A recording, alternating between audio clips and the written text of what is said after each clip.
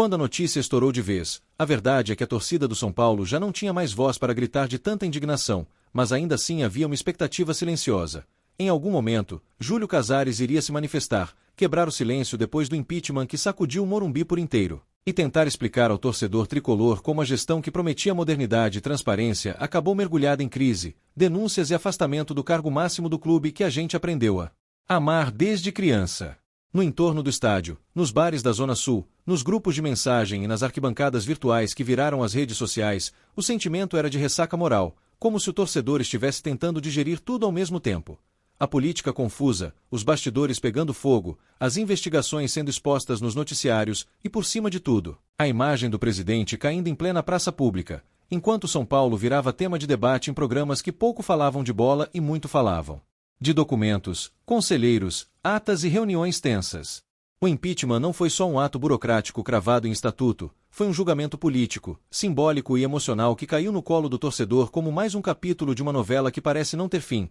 com conselheiros se dividindo entre quem pedia a cabeça do presidente e quem tentava segurar a onda até o último minuto, enquanto denúncias de má gestão, negócios mal explicados e decisões administrativas questionáveis alimentavam um clima de desconfiança que tomou conta do Morumbi como uma nuvem pesada. Depois da votação, quando o afastamento se tornou realidade, uma espécie de silêncio tomou conta de Júlio Casares, ao menos na percepção de quem acompanha o clube de fora dos corredores internos. A imprensa buscava declarações, os programas de debate exigiam posicionamento, os torcedores queriam ouvi-lo. E cada dia em que ele se mantinha quieto era como jogar mais lenha na fogueira de teorias, especulações e boatos que se espalhavam em velocidade de raio pelas timelines tricolores. Foi por isso que, no dia em que o presidente afastado finalmente rompeu o silêncio, muita gente parou o que estava fazendo para assistir a sua fala, seja em uma entrevista, seja em um pronunciamento gravado, seja em mensagens vazadas para jornalistas amigos. A cena, para o torcedor, era quase surreal. Ver aquele dirigente que durante tanto tempo centralizou o poder voltar a olhar para a câmera ou para o microfone e tentar reconstruir, em poucas palavras, uma narrativa para defender a própria história no comando do tricolor. No conteúdo desse desabafo, Casares buscou se colocar como alvo de um processo que, na visão dele, extrapola a crítica legítima e se aproxima de um linchamento público, reforçando que vai se defender em todas as instâncias, que não pensa em renunciar aos seus direitos como dirigente e associado, e que confia que, no fim das contas, os fatos vão mostrar uma realidade bem diferente daquela que tem sido ruidosamente repetida por parte da oposição e pela opinião pública mais inflamada. Para nós, torcedores do São Paulo, ouvindo tudo isso do lado de cada tela, o sentimento é ambíguo, quase esquizofrênico. De um lado, bate um certo cansaço de ver mais um dirigente se dizendo injustiçado, perseguido, vítima de compos internos, e de outro lado existe uma curiosidade genuína de entender o que realmente se passa, se há algo que ainda não veio à tona, se existe algum fio de verdade nessa versão que tenta transformar o impeachment em um movimento mais político do que técnico. Não dá para esquecer que, quando assumiu, Casares vendia um projeto de reconstrução do clube, com discurso de gestão profissional, modernização de processos, aproximação com o torcedor, transparência nas contas e uma promessa de recolocar o São Paulo na prateleira de cima, tanto esportiva quanto financeiramente. Depois de anos de decisões duvidosas e mudanças constantes de rumo no comando do Morumbi, o contraste entre aquele discurso de campanha e o cenário que se desenhou nos últimos meses salta aos olhos até do torcedor mais paciente. Reportagens falando em dívidas que cresceram, transferências contestadas por valores considerados baixos demais, polêmicas envolvendo camarotes, patrocínios, transfer bans e uma sensação de que, mesmo com alguns momentos de brilho em campo, o clube institucionalmente caminhava sobre gelo fino enquanto tentava aparentar normalidade. Assistir ao pronunciamento de Casares depois do impeachment é um pouco como ver o capítulo especial de uma série que já está em temporada avançada. A política do clube vira trama central, os personagens são conselheiros, grupos de oposição em situação, advogados, dirigentes afastados e o torcedor, que queria apenas acompanhar contratações, escalações e decisões de campo. Se vê obrigado a aprender termos jurídicos, detalhes de estatuto e bastidores de reuniões intermináveis no Conselho Deliberativo. Ao romper o silêncio, o ex-mandatário afastado parece mirar um alvo muito específico. Falar por cima da estrutura política, tentando estabelecer um canal direto com o torcedor, como se dissesse não confiem apenas no que contam sobre mim, ouçam também a minha versão, numa tentativa clara de recuperar parte da narrativa perdida e tentar demonstrar que, por trás do rótulo de vilão que alguns querem colar, ainda existe alguém que, segundo ele mesmo, dedicou anos da vida ao São Paulo. A reação da torcida organizada, dos movimentos independentes e dos influenciadores tricolores foi imediata, com faixas, manifestações públicas, posicionamentos firmes em redes sociais e aquele velho sentimento de que a paciência com a política do clube chegou ao limite, enquanto vídeos com trechos do discurso eram editados, recortados e compartilhados com legendas ironizando ou desafiando as palavras do presidente afastado.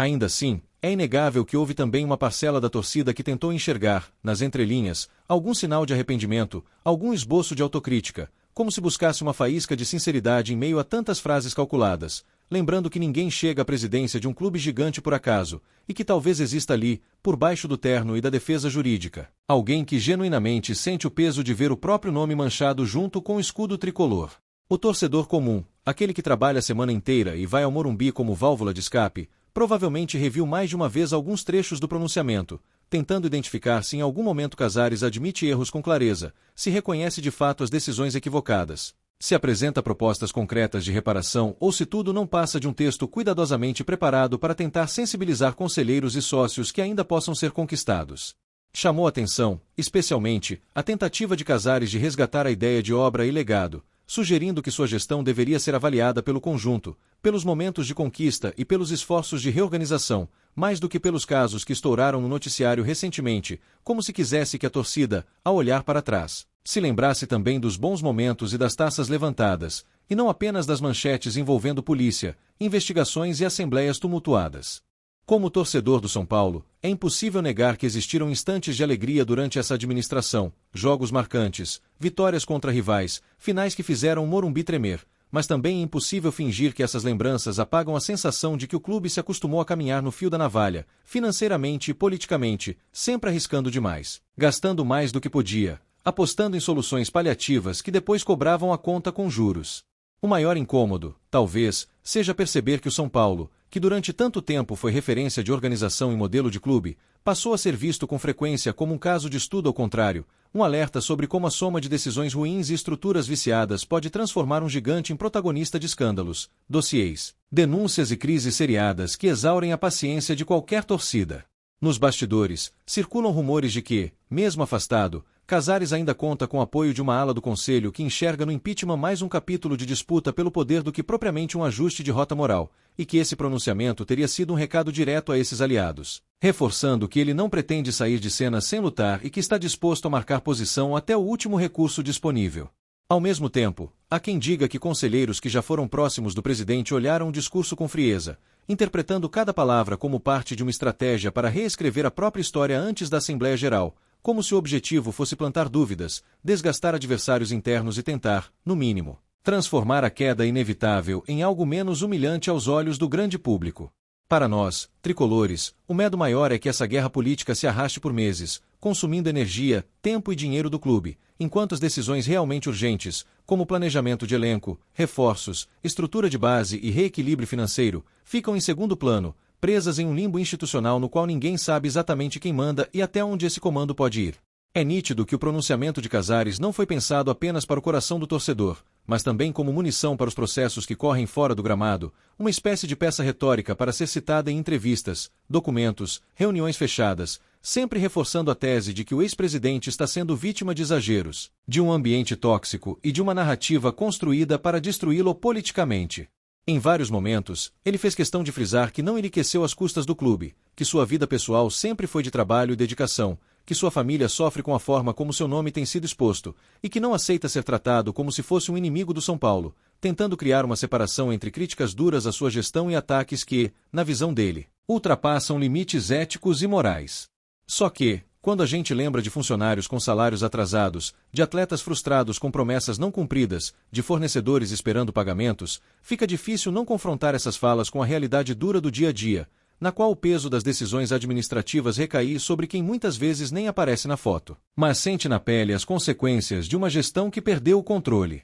Os protestos recentes, com faixas, cantos e até encenações simbólicas em frente ao Morumbi, mostraram que a paciência da torcida chegou a um ponto irreversível, e é dentro desse contexto de revolta que o rompimento de silêncio de Casares precisa ser lido. Por mais eloquente que ele tente ser, por mais emocionadas que pareçam algumas frases, o torcedor carrega na memória cada ato, cada promessa descumprida, cada vez que ouviu falar em superávit enquanto via o clube ser cobrado por dívidas. Por isso, Quando a imagem do presidente afastado apareceu, tentando dialogar, muita gente recebeu aquele discurso com um misto de esgotamento e desconfiança, como se fosse tarde demais para pedir compreensão, depois de tanto tempo minimizando críticas e tratando parte da torcida como se fosse apenas barulho inconveniente, e não um sinal de alerta para problemas que agora explodiram de maneira incontornável. Não demorou para surgirem rumores de que o pronunciamento também teria repercussão dentro do vestiário, com alguns jogadores se sentindo desconfortáveis ao ver o nome do clube mais uma vez associado a crises políticas, enquanto outros, mais próximos da antiga diretoria,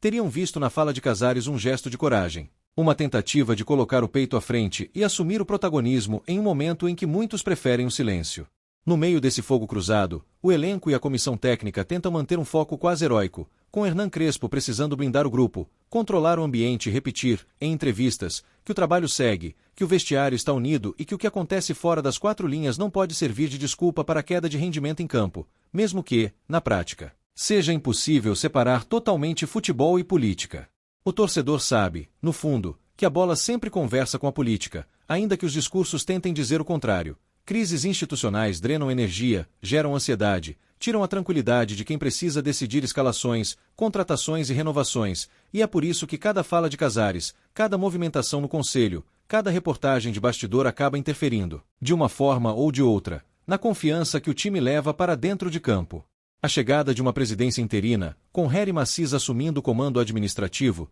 também entra nessa equação complicada, porque o pronunciamento de Casares, por mais que se concentre em sua própria defesa, inevitavelmente respinga na nova gestão, que precisa mostrar autoridade, serenidade e um rumo claro para o clube, enquanto ainda divide espaços, estruturas e histórias com quem acabou de ser afastado. Nos corredores políticos, comenta-se que ainda existem núcleos leais a Casares tentando, nos bastidores, testar a força do novo presidente, medir limites, empurrar decisões, e o discurso do antigo mandatário poderia muito bem ser lido como um aceno a esses grupos, quase como se dissesse que a batalha ainda não acabou e que qualquer passo em falso da gestão interina será visto como prova de que sua saída foi precipitada. Para nós, torcedores, a grande angústia é perceber a possibilidade de que projetos pessoais, vaidades e disputas de poder sejam colocados à frente do interesse maior, que é tirar o São Paulo dessa espiral de crises, reorganizar a casa, buscar um modelo de administração que respeite a grandeza do clube e devolva ao torcedor a sensação de orgulho que por tanto tempo foi uma marca registrada do tricolor.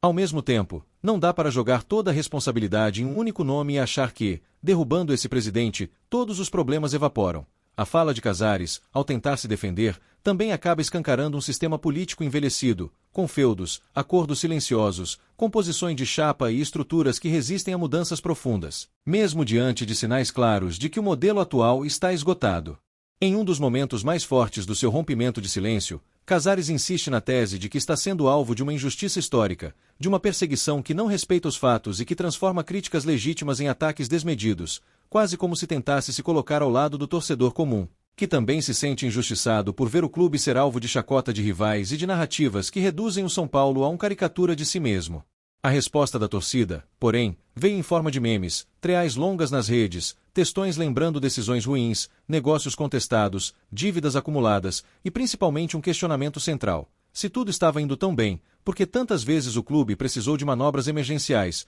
Por que tantos alertas de jornalistas e conselheiros foram ignorados? Por que tanta resistência em encarar de frente a necessidade de transparência absoluta? Jornalistas que cobrem o tricolor diariamente também tiveram papel importante na repercussão do discurso, com alguns adotando uma postura mais crítica, apontando inconsistências e contradições entre o que o ex-presidente diz e o que os documentos oficiais mostram, e outros preferindo uma abordagem mais cautelosa, lembrando que ainda existem investigações em andamento, depoimentos a serem tomados e informações que podem mudar a forma como tudo isso será lembrado no futuro. Em paralelo, circulam informações de que novas denúncias podem ser trazidas à tona nos próximos capítulos dessa novela, o que aumenta a tensão em torno do clube e coloca o pronunciamento de Casares em um contexto ainda mais delicado, quase como se ele estivesse tentando, antecipadamente, construir uma blindagem política e emocional para quando o próximo dossiê ou a próxima reportagem explosiva vier à tona. Em alguns trechos, o ex-mandatário sinaliza que pretende recorrer à justiça contra pessoas e veículos que, na visão dele,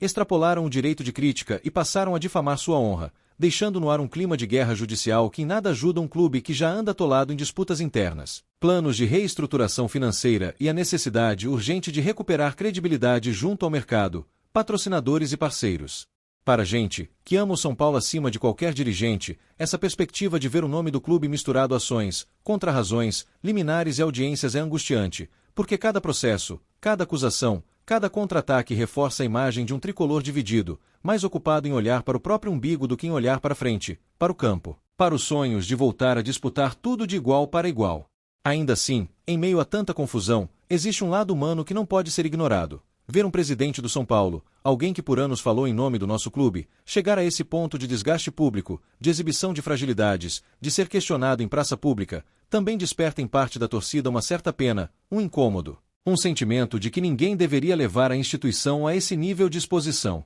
As imagens de Casares erguendo troféus, vibrando em vestiários, abraçando jogadores e funcionários circulam lado a lado com as fotos mais recentes, em que ele aparece sério, abatido, cercado de microfones e repórteres, tentando encontrar as palavras certas para reconstruir uma reputação que, para muitos, já está irremediavelmente ligada a um período conturbado da história tricolor. No encerramento do seu rompimento de silêncio, o ex-presidente afastado se agarra à velha carta do amor ao clube, dizendo que tudo o que fez foi pensando no São Paulo, que jamais colocaria interesses pessoais acima da instituição, que seu maior desejo é ver o tricolor forte, respeitado e vencedor, ainda que não esteja mais sentado na cadeira de comando quando essa nova fase finalmente chegar. Para o torcedor que já ouviu esse tipo de declaração de outros dirigentes, em outras crises, fica a sensação de déjà vu. Todo Cartola na Berlinda fala de amor ao clube, de sacrifício, de noites sem dormir, e a essa altura do campeonato o que a gente espera não são mais discursos emocionados, e sim práticas concretas que mostrem que, de fato, a instituição vem em primeiro lugar, mesmo que isso signifique se afastar em silêncio e não tentar arrastar o clube junto na queda. Não é surpresa que analistas políticos internos comentem que o pronunciamento de Casares pode ser usado futuramente como peça central na disputa de narrativas, especialmente em eventuais assembleias, reuniões e campanhas futuras, seja como exemplo de injustiça, seja como prova de que o clube precisa passar por uma faxina profunda que não poupe ninguém, por mais emblemático que tenha sido no passado. Ao mesmo tempo, o rompimento de silêncio serve como termômetro para medir até que ponto a base social ainda está disposta a ouvir o ex-presidente, se existe espaço para algum tipo de reconstrução de imagem ou se a paciência esgotou de vez, com torcedores e sócios determinados a virar essa página, pouco importando o tom das palavras que vierem a seguir. Nós, tricolores de arquibancada, acabamos ficando no meio dessa tempestade de versões, discursos e interesses, sentindo que nossa voz às vezes é apropriada por grupos políticos que falam em nome da torcida, mas que nem sempre representam o sentimento de quem está lá em cima, pagando ingresso, organizando caravana, chorando em derrota, explodindo em alegria em vitória. Nas rodas de conversa na saída do estádio, nos bares que cercam o Morumbi, o tema é quase sempre o mesmo. Será que Casares merece uma segunda chance em algum lugar da história do clube, como alguém que errou, mas também acertou, ou será que o tamanho dos estragos é grande demais e exige uma ruptura absoluta? Um corte definitivo que deixe claro que o São Paulo não tolera esse tipo de condução administrativa. Alguns torcedores lembram que o clube já passou por outros escândalos, outros nomes polêmicos, outras crises que pareciam definitivas, e que mesmo assim o tricolor sobreviveu, se reergueu, encontrou novas lideranças, como se a história quisesse nos lembrar, o tempo todo, que dirigentes são passageiros e o São Paulo é permanente, por mais que em determinados momentos pareça difícil enxergar luz no fim do túnel. Outros preferem usar essa crise como um alerta máximo, argumentando que, se o clube não aproveitar esse terremoto para reorganizar de fato sua estrutura, atualizar o estatuto, limitar poderes concentrados, criar mecanismos rígidos de controle e transparência, a história vai simplesmente se repetir com novos rostos, novos discursos e velhos vícios, deixando o torcedor preso em um ciclo de frustrações.